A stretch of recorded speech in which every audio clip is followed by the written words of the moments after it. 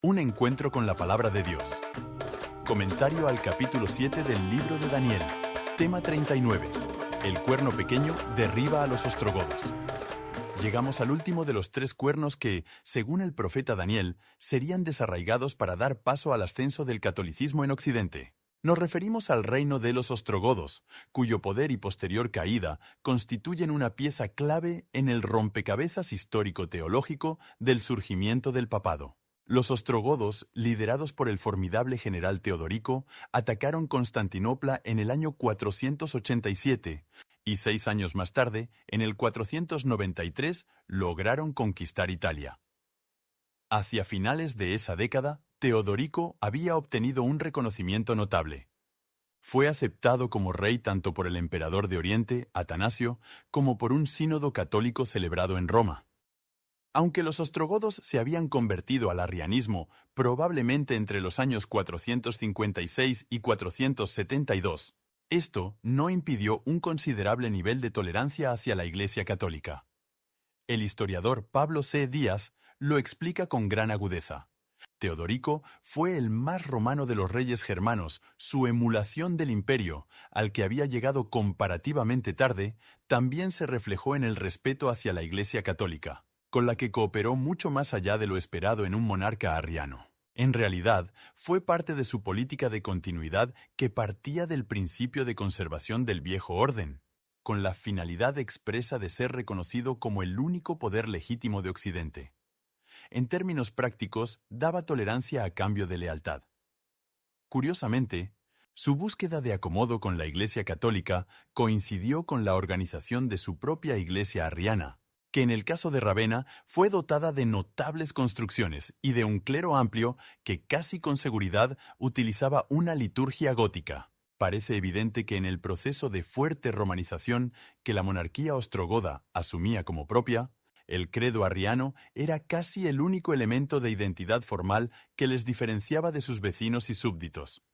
Mantenerlo tenía motivos sociales y políticos, más que religiosos, pues en el entorno familiar y personal de Teodorico abundaban los católicos, y eso no parece haber generado conflicto alguno. Esta actitud de tolerancia se refleja también en las actas de los concilios provinciales romanos celebrados en Tarragona, al noreste, y Gerona, al norte de la actual España, en los años 516 y 517, donde se registra que el rey ostrogodo permitió a los obispos de la tarraconense y de la cartaginense celebrar reuniones sinodales para decidir sobre cuestiones litúrgicas y disciplinares. Además, sabemos que ordenó al duque Iva encargarse de restituir a la iglesia narbonense todas las posesiones, cuya propiedad ya había sido reconocida con anterioridad por el rey visigodo Alarico II. Sin embargo, esta etapa de relativa armonía comenzó a deteriorarse a partir del año 523, cuando el equilibrio cuidadosamente tejido por Teodorico empezó a desmoronarse. Díaz describe el viraje con claridad. A partir del 523 y hasta su muerte en el 526, el difícil equilibrio construido por Teodorico empezó a desmoronarse. Fracasos exteriores frente a burgundios y vándalos, incluso problemas en Hispania, donde su legado Teudis actuaba con absoluta independencia, se siguieron de un cambio en la política religiosa bizantina que se volvió abiertamente antiarriana. En el 523, el emperador Justino emitió una ley válida para Italia, por la que excluía a paganos, judíos y herejes, es fácil entender arrianos, del servicio público. Teodorico, que consideraba estar en espléndidas relaciones con el emperador de Oriente, lo entendió como un ataque personal y reaccionó contra los católicos en su propio territorio, hasta el punto de ejecutar a Boccio y Símaco, 2 conspicuos representantes de la aristocracia terrateniente romana que habían colaborado con la corte de Rávena. El mismo Papa Juan fue encerrado en una prisión cuando regresaba de una embajada a Constantinopla. En este caso, la sospecha de que conspiraba con los bizantinos probablemente estaba fundada. El Papa murió en la cárcel. En este giro dramático de los acontecimientos, vemos cómo Teodorico pasó de protector tolerante a perseguidor suspicaz.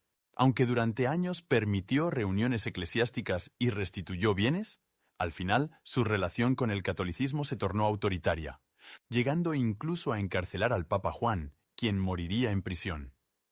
Esta situación demuestra que, aunque el catolicismo era tolerado, no ejercía hegemonía, sino que se encontraba subordinado al poder ostrogodo.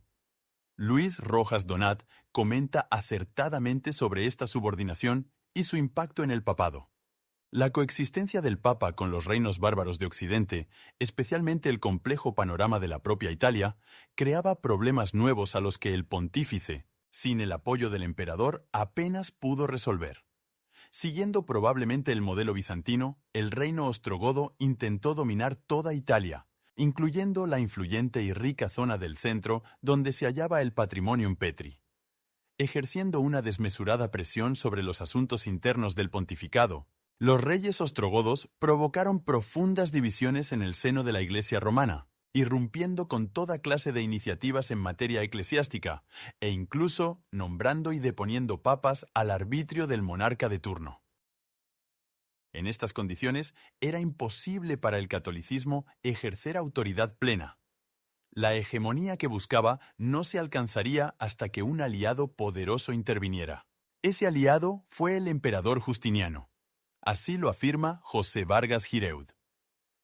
El emperador romano de Oriente Justiniano I llevó a cabo, por medio de su general Belisario, la hazaña casi increíble de recuperar el norte de África, Italia y el sur de España, de la cual la principal beneficiaria fue la Iglesia Católica.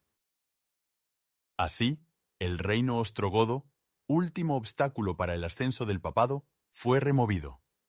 El tercer cuerno fue arrancado, y en su lugar emergió el poder religioso que dominaría Europa durante siglos, el papado católico, tal como lo presentó la profecía de Daniel.